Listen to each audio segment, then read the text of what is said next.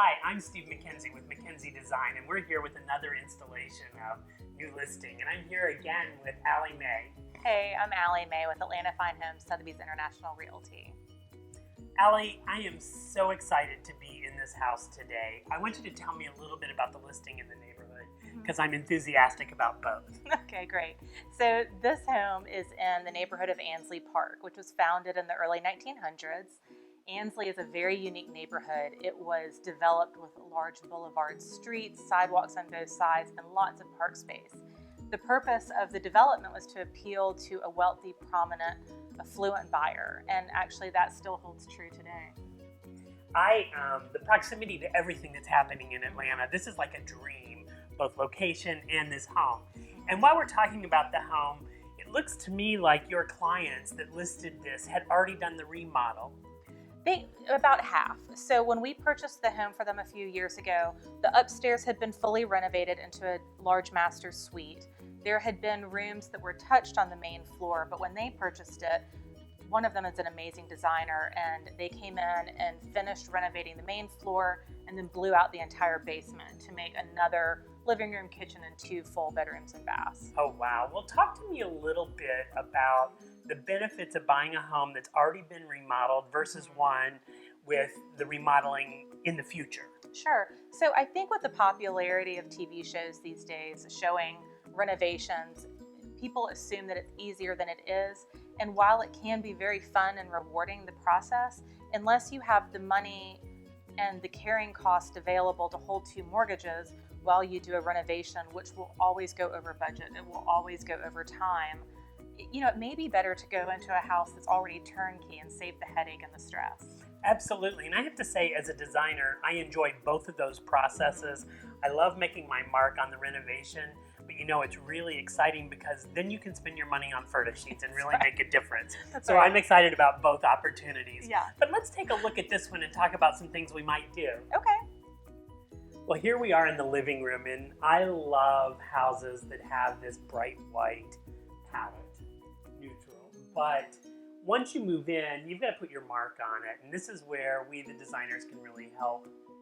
Let's talk a little bit, Allie. What are your thoughts about putting a house on the market? Is it best neutral, etc.? And then I want to talk about what I do in this room. Oh, sure. So, of course, this shows well when you have a white palette, it's neutral for everyone to imagine their own things in here.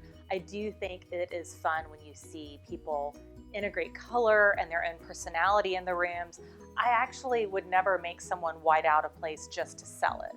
I think that it's really exciting for buyers to see how we live. Absolutely. I think people can relate to it. And give the buyer some credit. I think people can see beyond. But if I had the chance to work on a room like this, I'd love to tell you what I do. Oh my gosh, please. I think I'm in a blue phase right now. Now, obviously, yes. But obviously, I would design it for the customer and what they like. But if I had no client involved, I definitely would soften this room by beginning by putting drapes at the windows. I think I'd keep the body of the drapes neutral, like a linen or a wool, but run a really pretty tape down the edge. And there's 2 alternatives I'm looking at here. One's a little more conservative, a little narrow, and then this really big overstated. And I'd run that down, and that would set the tone for the color in the room. I like to bring in many textures into a room, and I think I would go with velvet side chairs and a navy to kind of bring this blue back in. And if you wanted to soften the walls, I think they'd be beautiful with a texture that just had like a grass cloth that was woven that had both navy and a neutral texture in it. And then I would put a texture of a woven on the sofa, again to bring in different textures within the room. And then you've got a nice neutral palette of blues in here and whites. I would keep the bookshelves black. But then what I would do is use my pillows and books as my accents. And I tend to think this would be really pretty with a red, bold accent, like this velvet from Schumacher. I just think it'd be gorgeous and wow when you walk in. I'm excited to see your concept of what this room could be. I think it'd be a lot of fun. Well, Allie, here we are in the dining room, and I want to talk to you about something we hear a lot of conversation about. And that is open concept. Sure. I really love intimate rooms when you're entertaining. You can have dining separate from the kitchen, separate from where you have cocktails.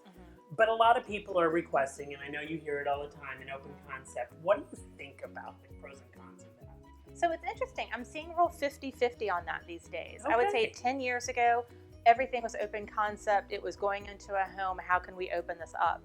These clients, they actually entertained a lot and liked the separation of the kitchen from the dining and living space, especially if you're having a caterer come in, it keeps the mess contained. I think what's exciting about today's buyer is that you're not only seeing personality in their own design aesthetic, but you're also seeing people wanting to have kind of a throwback to the way things used to be with more formal entertaining. Yeah, in this space, I mean, it is absolutely possible. This wall that's behind us, you could absolutely open up and have a full-on open concept to the kitchen from here.